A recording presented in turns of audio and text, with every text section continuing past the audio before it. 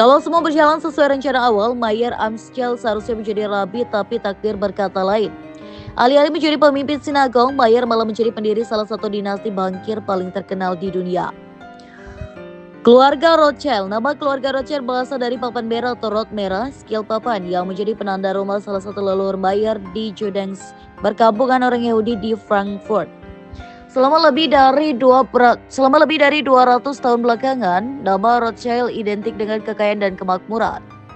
Memang sekarang ini tidak ada satupun anggota keluarga Rothschild yang menduduki peringkat di daftar miliarder Forbes. Namun jejak langkah keluarga ini di dunia perpolitikan dan ekonomi tidak bisa dipungkiri. Kiprah Rothschild terutama terasa pada abad ke-19. Kala itu mereka meminjamkan dana untuk membiayai pasukan Eropa melawan Napoleon.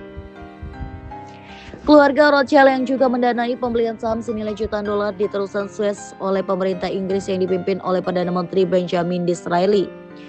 Seiring dengan kian dikenalnya dinasti Rothschild oleh publik, mereka juga menjadi subjek berbagai teori konspirasi yang tidak terhitung jumlahnya.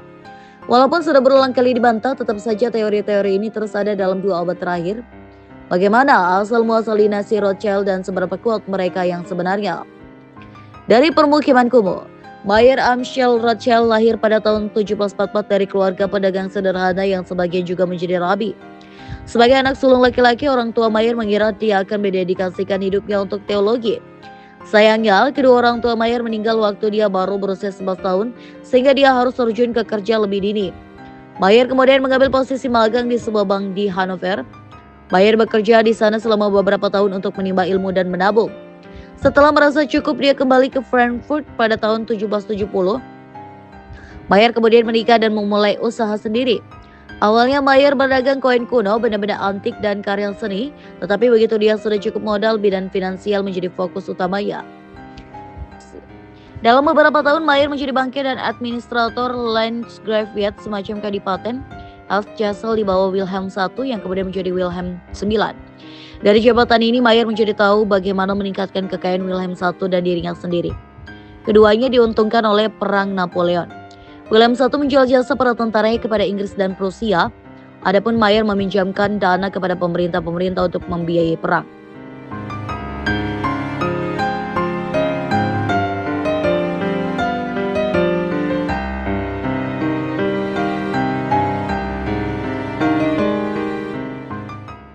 Dalam karya lain yang diterbitkan tahun 1887, The Rothschilds, penguasa keuangan bangsa-bangsa atau The Rothschilds, The Financial Rulers of Nation. John Stephens menulis bagaimana selama perang semenanjung di Spanyol dan Portugal 1808 hingga 1814 membuat Dukes of Wellington mengalami kesulitan dalam menjamin kelancaran arus gas karena tidak ada bankir yang mau mengemban tanggung jawab untuk transfer dana. Keluarga Rothschild menawarkan diri untuk melakukannya dengan komisi yang menggiurkan. Selama sekitar 8 tahun mereka menjalankan bisnis yang sangat menguntungkan ini. Berangkat dari pengalaman ini, pemerintah Inggris meminta Rothschild untuk mengelola pengiriman dana ke berbagai pangeran sekutu di benua Eropa. Membangun dinasti. Salah satu mitos tentang keluarga Rothschild adalah bagaimana mereka berkoordinasi secara sistematis untuk mendirikan cabang-cabang perusahaan keluarga di beberapa ibu kota utama Eropa kala itu. Memang, Amschel menetap di Frankfurt sementara keempat putra keluarga lainnya mendirikan cabang perusahaan di London, Nathan, Paris, Jacob yang kemudian dikenal sebagai James, Wina, Solomon, dan Naples Carr. Namun cabang-cabang ini tidak didirikan secara bersamaan. Ada jangka waktu lebih dari 15 tahun antara pembukaan kantor London pada tahun 1804 dan pendirian cabang di Wina dan Naples yang dibuka pada tahun 1820-an. Cabang di Wina dan Naples juga dibangun bertahun-tahun setelah meninggalnya Amschel pada tahun 1812. Nathan Rothschild lah yang menjadi bintang utama dari salah satu kebohongan terbesar yang menyelimuti keluarga ini. Pada tahun 1846, sebuah pamflet yang ditulis seseorang dengan nama alias setan beredar di seluruh Eropa. Pamflet itu menyebut Nathan memanfaatkan informasi rahasia mengenai perang melawan Napoleon untuk menghasilkan jutaan dolar di pasar saham.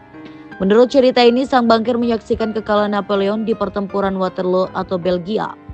Nathan disebut-sebut bergegas ke London menyeberangi Selat Inggris di tengah badai hebat untuk melakukan pembelian besar-besaran saham yang harganya meroket segera setelah berita kekalahan akhirnya sampai ke kota itu. Namun cerita ini terbukti bohong. Nathan juga tidak mendulang untung besar dari pasar saham saat itu. Pun badai besar di Selat Inggris juga merupakan isapan jempol belaka. Kisah ini telah beredar selama berpuluh-puluh tahun dan bahkan pernah masuk ke dalam publikasi ternama seperti Encyclopedia Britannica dalam salah satu edisinya pada tahun 1910. Keluarga Rothschild memang mengumpulkan kekayaan besar berkat Perang Napoleon, tetapi seperti yang sebelumnya disebutkan, semua itu berkat pembiayaan yang ditawarkan kepada pemerintah dan tentara. Mitos lain yang muncul tentang ini adalah keluarga Rothschild memperkaya diri mereka sendiri dengan menyumbangkan dana kepada kedua pihak yang berkonflik. Baik Rothschild menjelaskan kepada BBC Mundo bahwa ini tidak benar.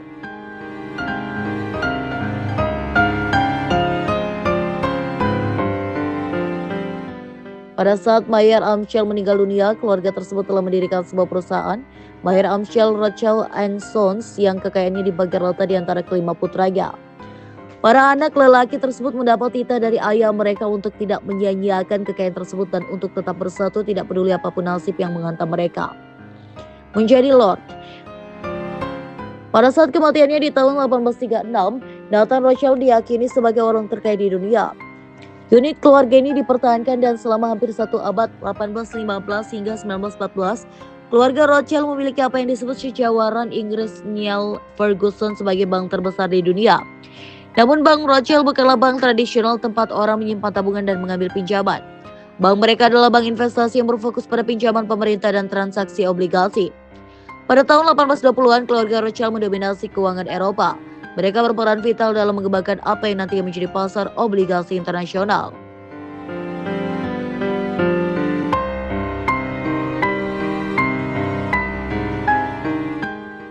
Keluarga Rothschild juga berinvestasi di perusahaan asuransi dan membeli saham antara lain di perusahaan industri, metalurgi, pertambangan, dan kereta api. Pada abad ke-19, mereka juga membiayai sejumlah kolonialisme Eropa di Afrika, khususnya Afrika Selatan. Walaupun bisnis perbankan Rothschild berkembang, persaingan dari kelompok-kelompok besar Eropa dan Amerika lainnya menjelang akhir abad ke-19 mengakhiri dominasi mereka di sektor ini. Zionisme dan Israel. Baron Edmund James de Rothschild 1845 hingga 1934 mengalokasikan dana yang besar untuk pembelian tanah di Palestina yang dikuasai Kekaisaran Ottoman untuk mendirikan koloni-koloni Yahudi di sana. Secara tradisi, kepala keluarga Rothschild di Inggris Raya dianggap sebagai perwakilan komunitas Yahudi di negara itu. Keluarga ini juga memainkan peran penting dalam pembentukan negara Israel. Edmund James de Rothschild 1845 hingga 1934, cucu dari Mayer Amschel dan putra bungsu James de Rothschild, adalah salah satu promotor utama Zionisme, gagasan untuk mendirikan tanah air bagi orang-orang Yahudi. Tersentuh oleh antisemitisme dan ancaman yang dihadapi orang Yahudi di Eropa pada akhir abad ke-19, Edmund mengalokasikan sumber daya yang besar untuk pembelian tanah di Palestina yang saat itu berada di bawah kekuasaan Kekaisaran Ottoman. Sejarah wilayah Tapi Barat yang dijuluki Berlin Kecil dalam konflik Israel dan Palestina, Edmund membiayai pendirian koloni-koloni Yahudi serta pengembangan pertanian dan industri di tanah itu. Setelah dia meninggal pada tahun 1934, warisan Edmund di sana dipresentasikan dalam bentuk tanah seluas sekitar 500 km persegi dan hampir 30 permukiman. Meskipun awalnya dimakamkan di Paris, jenazah Edmund dan istrinya Adelaide diterbangkan ke Israel pada tahun 1954 dengan menggunakan kapal perang fregat.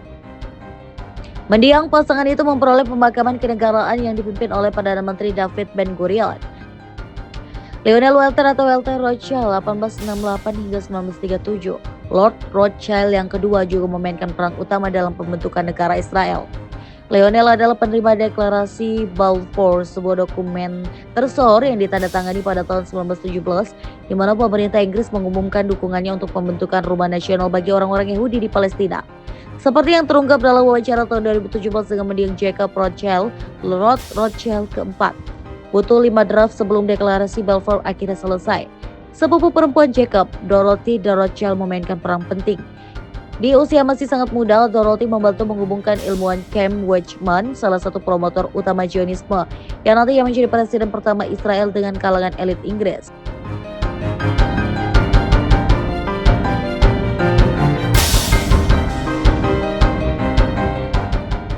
Dorothy de Rothschild juga mendirikan Yad Hanadif, sebuah yayasan filantropis yang membiayai pembangunan gedung Knesset, Parlemen, Mahkamah Agung, dan yang paling baru Perpustakaan Nasional Israel. Mendiang Jacob de Rothschild mengeplai yayasan ini selama beberapa dekade terakhir.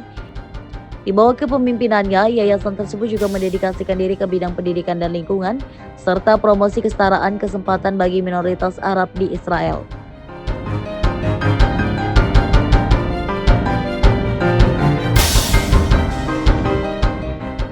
Di sisi lain, dia menekankan bahwa tidak semua anggota keluarga satu suara dalam mendukung ide Zionis. Setelah Perang Dunia I, kekuasaan dan kekayaan keluarga Rothschild mulai menurun. Mereka masih menjadi keluarga kaya dan berkuasa, tetapi keluarga Rothschild tidak lagi sejaya sebelumnya. Meskipun demikian, keluarga Rothschild tetap menjadi subjek mitos dan teori konspirasi. Mengapa?